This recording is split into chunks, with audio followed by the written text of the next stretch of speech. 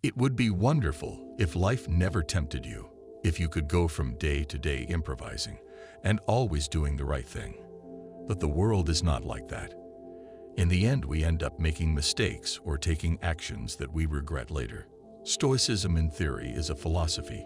In practice, it is a set of rules for living. The Stoics believed that life was complicated and full of situations that will test us.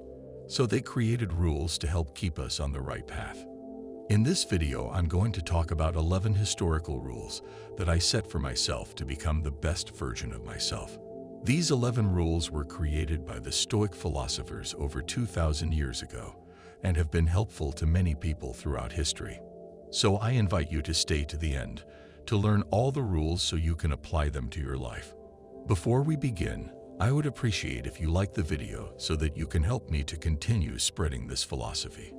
If you are not subscribed, I recommend you to subscribe and activate the bell so you don't miss any video.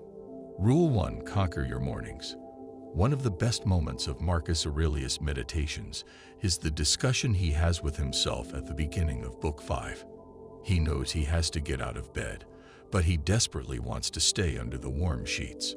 It's easy to understand, but it's also impressive.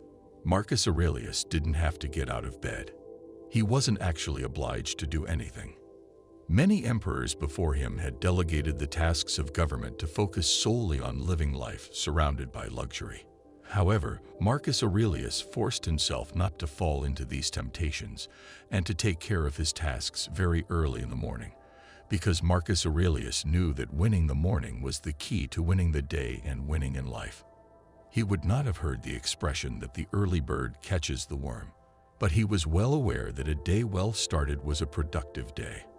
I personally take these 3 actions to have a productive morning. 1. Write in a journal. As soon as I wake up, I write down the things I have to do during the day, and I write a small text of reflection on the previous day, where I write down the things I did well and the things I did badly to make me aware of what I have to improve. Journaling allows me to create a habit every morning and reflect on my life. It reminds myself of what I need to do and how I need to act. 2. Play sports. You don't have to do sports with a lot of intensity. By playing sports, I mean getting moving. Go for a walk, go to the gym, go for a run, whatever you want. As long as it activates you physically, it will wake you up and put your mind at ease and ready for the 3rd action. 3. Focus on work. Once I have done the previous 2 actions, I am ready to focus on the task in front of me. Rule 2. Focus on what is under your control. The Stoics put a lot of emphasis on focusing on the things we can control and forgetting about the things we can't control. Understanding this will make you much more practical, and you will waste less time worrying about things that don't deserve it. Once you understand this, you will avoid many frustrations and suffering situations, and you will know what is worth focusing on to achieve the goals you set for yourself. A clear example is in sports. You control how you play. However, you do not control if you win, if the opponent is respectful, if the public cheers you on or not. When you realize this and start focusing on your game instead of the others, you will probably achieve a better performance. Apply the same to all situations in your life. Rule 3. Don't suffer for imaginary problems. In life, situations of uncertainty will generate thoughts that will make us suffer. This is something totally normal. But if we think carefully about it, most of the negative situations that we imagine may occur never happen.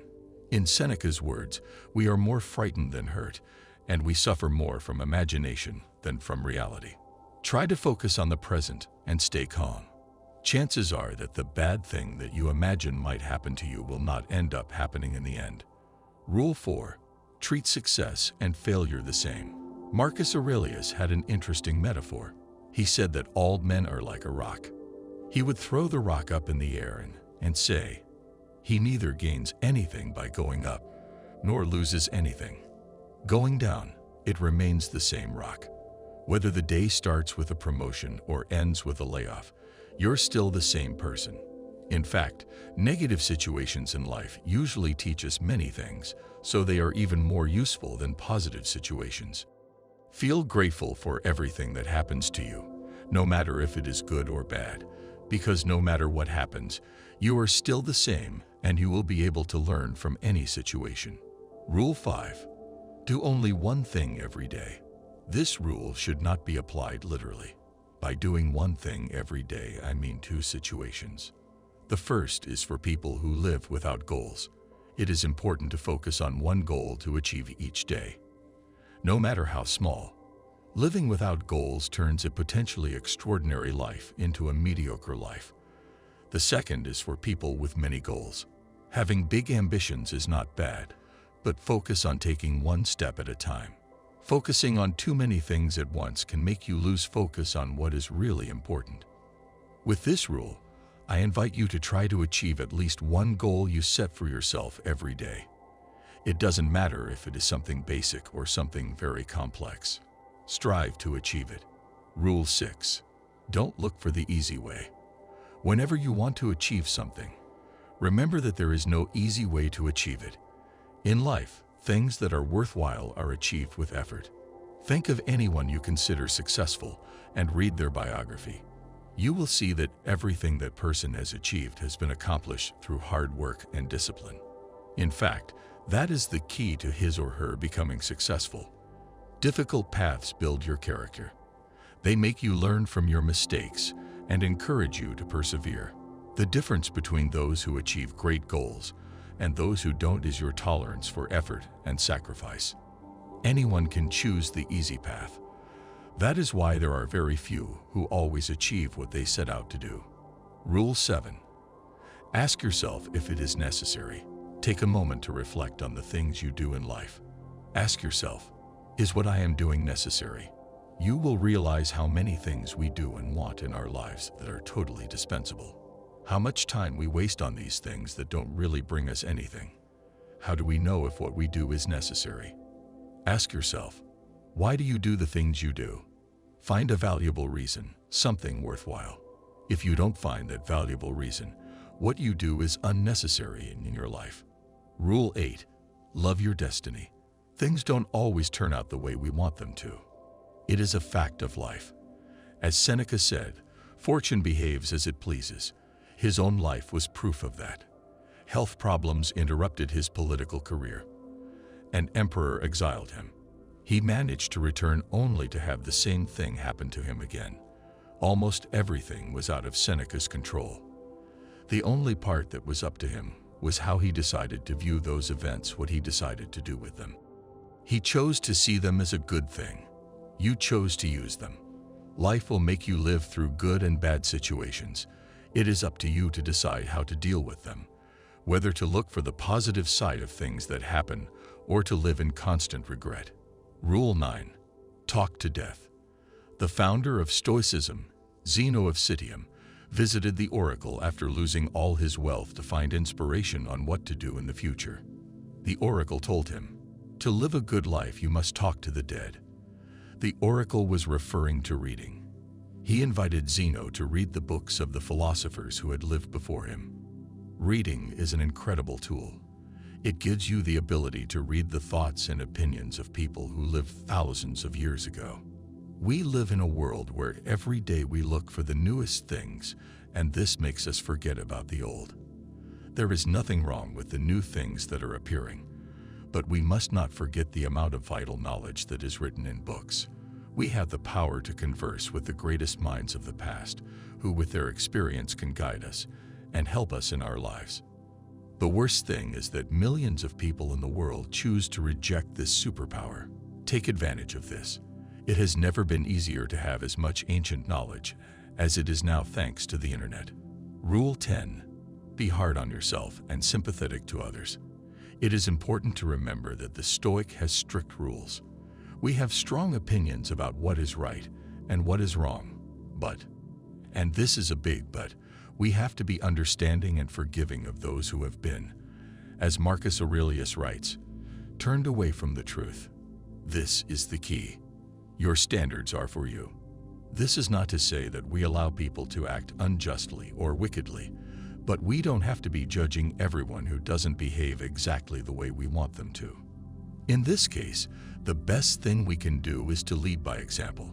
If you want to show someone that they are acting in the wrong way, strive to act you in the right way and show them. This is the best way to make an impact on someone and change their mindset. It may take some time, but sooner or later they will start to imitate you. Rule 11. Remember that you die every day. In the words of Seneca, this is our great mistake, to think that we look ahead to death. Most of death has already passed. All the time that has passed is the property of death. It is easy to see death as something distant. We think of death as an event that happens to us at some point in life. It is something stationary, whatever the date on which it will occur. Every day we approach it slowly or quickly, depending on our age and health. Seneca considered that this was a wrong way of thinking about death, that it was an erroneous view that led to many bad habits and a bad life. On the contrary, he said that death was a process that was happening to us right now. We die every day. Even as you watch this video, time is passing that you will never get back. That time, he said, belongs to death. Death is not in the distance. It is with us right now. It is the second hand of the clock. It is the sunset. When the arrow of time moves, death keeps claiming it every moment that has passed. What are we to do about it? The answer is live. Live while you can. Procrastinate nothing. Leave nothing unfinished. And make the most of the time while it still belongs to you. What did you think of these Stoic rules? Would you add any more? I look forward to hearing from you in the comments. Personally, I try to apply these rules in my life. It's not easy, though. And many times one forgets. I try to write it down somewhere and remind myself. Stoicism is not an easy path, just like life requires a lot of effort and discipline. But it is worth it. See you next time.